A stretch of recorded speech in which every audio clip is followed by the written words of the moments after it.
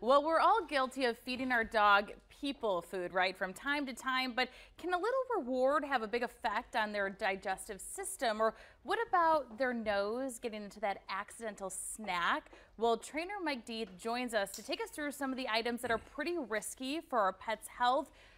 Oh my goodness, I'm listening. We're starting with the obvious. Chocolate, that is a no-no. Right.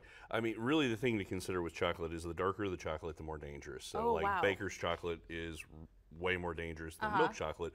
All chocolate's bad for dogs. It raises the heart rate. It can cause seizures. It can get pretty serious pretty fast. So wow. So keep those cookies in the cabinet. You know what I didn't know, and I'm guilty of this. I'm going to admit it. Grapes and raisins. Yep. We used to feed our dog grapes. Yep. Basically, their kidneys can't process it. Wow. You know, so it's not a case where if your dog eats a grape, it's going to be a poison factor, but it's kind of over a period of a lifetime that will take years off your dog. It's just their bodies are not made to process it. Interesting. Okay, stay away from those. Onions and garlic. Onions and garlic, it's kind of an anemia thing. Interesting. That once again, it's just something they can't process. You know, and you'll see garlic in some dog foods.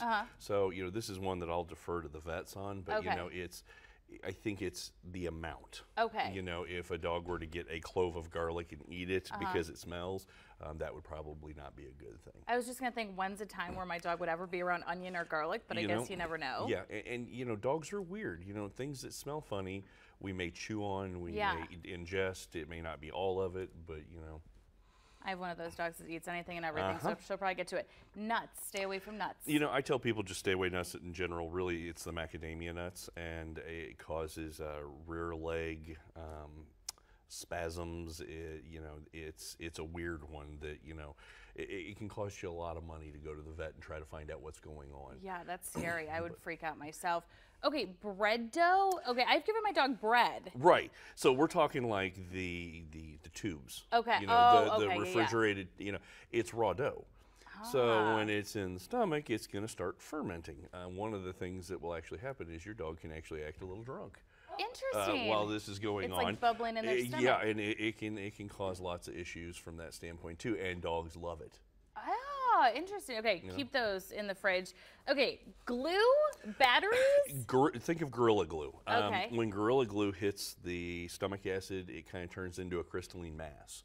Whoa. So what happens is if your dog finds one of those little containers of Gorilla Glue and they start chewing on it, it's almost a guarantee that you're going to end up having to go in and remove the mass from the stomach, and that's major dollars at an emergency vet usually. Okay, keep that away. Okay, batteries.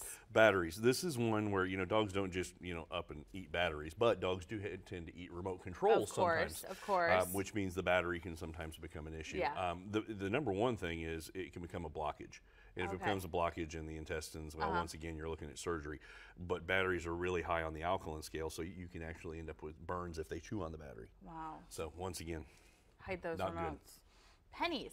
Pennies. I think it's 83 when pennies became more zinc. Okay. And that once again is a kidney thing that they can't handle it. Little things you never think of. You know, with dog training, you have to do continuing education, and all of this was kind of I got from an online webinar I did of normal household items that are kind of scary if your dog gets hold of them. Yeah, at least people know. Okay, and medications are obviously one that everybody knows. Yeah, you know, okay, so, you know, whether you're talking like naproxen, one naproxen pill can kill a 40-pound dog. You're looking at Tylenol, that's major liver damage. You know, one of the big things that we try to tell people is, look, just because a pill is good for us as a human, the biology of a dog is different, and without your vet, don't ever give human medication to a dog. It's just never, ever a good idea. And real quickly, you said there are apps out there really there's, cheap. For less than $5, there's an app out there from the Pet Poison Hotline just for pets, and it's everything from plants to, you know, insect bites to you name it, any household item, it'll tell you what it was, how quick you need to get to the vet. It's even got a 1-800 number you can punch and be directly on the phone with the vet. I love it, Mike. Great ideas. That app, Gina, is something everybody needs to get. If you're like me, a worry wart at home. That's scary. Great reminders. Yeah, it is. It's a long list of things. Yeah, it is.